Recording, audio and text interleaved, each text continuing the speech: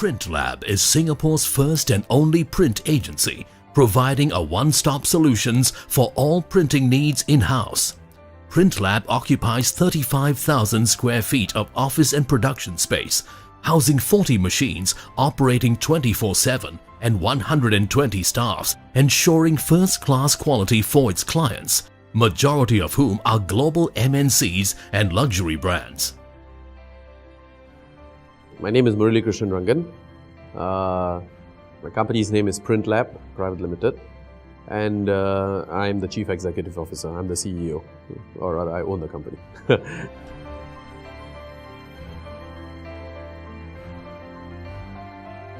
I'm a true blue Singaporean, actually a third generation Singaporean. So my grandfather was from Singapore. My great-grandfather came to Singapore. My grandfather was born here, my mom was born here, and I'm born here.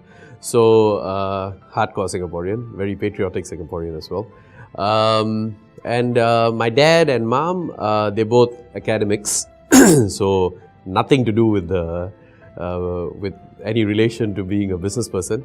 Very following the actual norm, going to JC, getting a degree, joining the workforce, climbing up the corporate ladder, and they were both in the civil service. So my mom basically rose to become a vice principal. She was the vice principal of Catholic High, and my dad retired as the assistant director at PSA, Maritime Port Authority and Port of Singapore Authority, PSA. So they're both very much in the civil service sector. So the household was very academic driven, and I happened to be the rebel in the house. So I have an elder sister, so she followed that route as well. She was studied and grew, and now she's quite a successful banker. So I was a singer, so I mean my aunt started me off with the vocals, so I learned classical music, Indian classical music. And I think a couple of years after that, I think when I was 9 or 10, my mom also put me in violin class. I took a keen interest to learning the street smart way of studying, not the education way. So I think the street smartness in me was what I was looking after, or rather I was going after. So whatever I was voraciously reading, or whatever I was going after, whoever I was trying to talk to, were people who would hone that part of me. So I was in St. Michael's, and then I went to SGI. So I did well enough in my PSLE to end up in SGI as well. And the way schooling happens in SGI as an independent school, as an autonomous school, is very different from how I believe government schools run. They have a lot of other extracurricular stuff that they do, which sort of honed the other side of me. That's when I started realizing, hey, I seem to have a knack of selling. So I think that's where that was honed. So naturally, I did very well in PSLE. I think I got 2.4 something or 2.5 something, and but in my O-levels, of course, that suffered. I got something in the region for my prelims, I think 8 points or 9 points.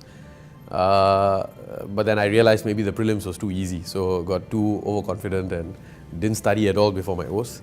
So, you know, God could have given me 16 points, 18 points, 19 points, 20 points. He didn't.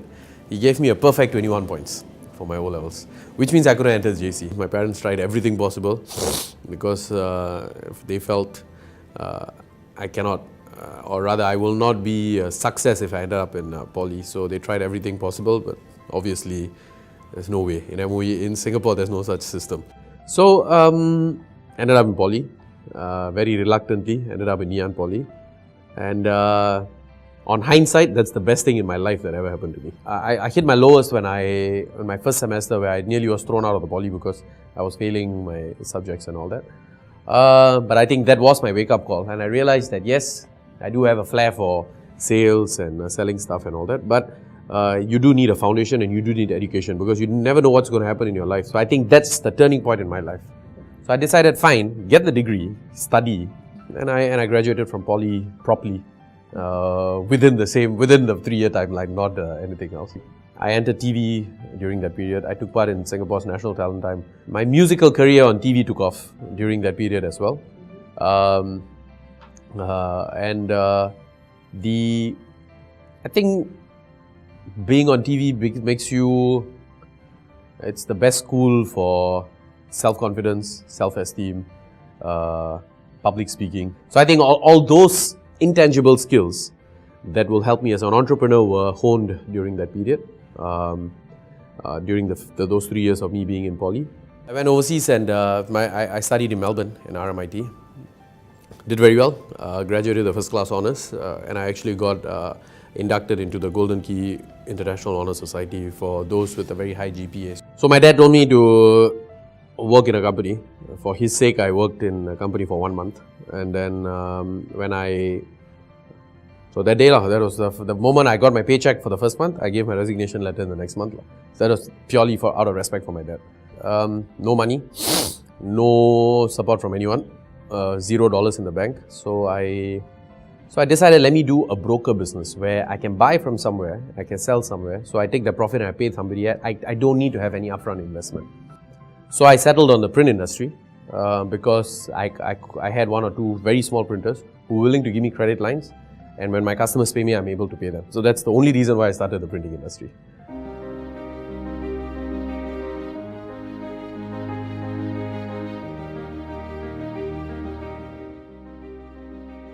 So we started off just doing name card letterheads. So I used to make $10, $15. The first 2 years were terrible. I many a time just wanted to give up, and I slept in the streets, slept MRT stations, me and my partners. So we went through a very, very tough time that period. So many a time we thought of giving up and going back to the working world. I don't know, that again, God was kind. He gave me that, He gave me the determination to just persevere. So the first 2 years were very tough. And we went in, we got our big break. We got our first client, which was Move Media, where we had a contract to do all the train advertisements and the pillar wraps in the train stations for the Northeast line.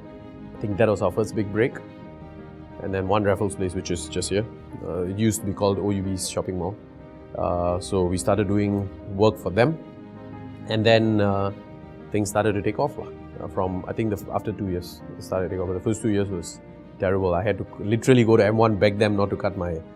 I think it was... and again, I thank God for this, for doing this, because, you know, you get a false sense of perspective in life. You're a very big singer.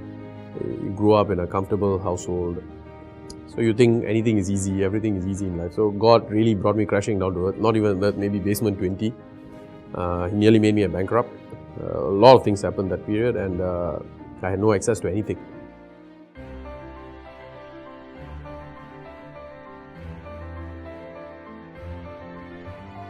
I started off with 0 machines, 3, 4 of us, no production guys, no installation guys, no nothing. So let me fast track it. After the 2 years of struggle, today, we're Singapore's largest print agency. We operate about 36 machines, and we employ about 120 staff.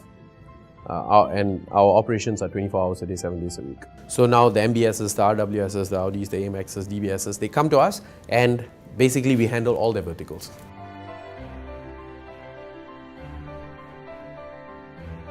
From my own experience, in anything you do, never give up. Never give up. Because, you see, I mean, I'm a very, for me, my only pillar of strength is God. I believe in God a lot. So, the thing is, you do your PSLE, right? So, you're learning something you don't know. That's why you're sitting for an exam. So, when you're in primary 6, January 1st, what you don't know versus what you know in October 31st that same year is totally different. You know that, but to get from here to there, how much of things do you have to go through? You have to go out of your comfort zone, you have to learn new things, you have to learn differentiation, integration, you have to learn a lot of new things. Then that becomes something you know, that becomes your new comfort level. Then you go to the next new comfort level. That's the same thing with life.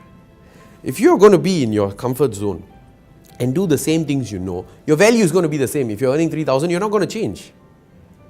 If you go out of your comfort zone, you will get the challenges that you have when you are studying. That means your teachers will scold you, your parents will whack you, you have to go for tuition, they will complain to your parents. You'll go through all those challenges, same thing in life. You will fall down, you may become a bankrupt, you may become very demoralized because you do something that you don't know what, you're doing something you don't know. Now, here's the thing. Did you quit when you were in PSLE? You went through all these challenges, and then what was your reward? Sec 1. Sec 4, what is your reward? JC. University, what is your reward? Honours.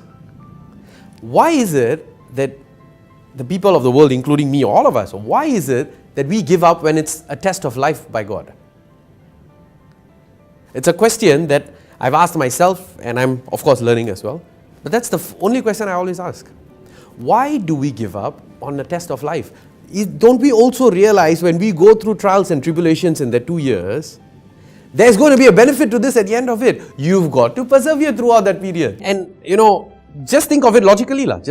I always tell people I mentor, I talk to, I always tell them one thing. Think of it logically in your life.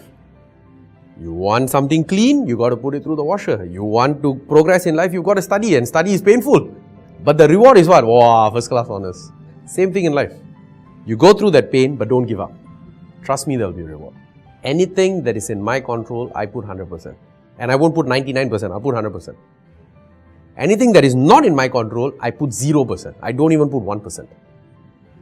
So, 99% of all the worries in life just go away, because 99% of things are not in your control. All grace and all praise is to God. So whatever we do is, we're the vehicles. He's finally the person who decides that I turn left or I turn right. So all praise is to Him.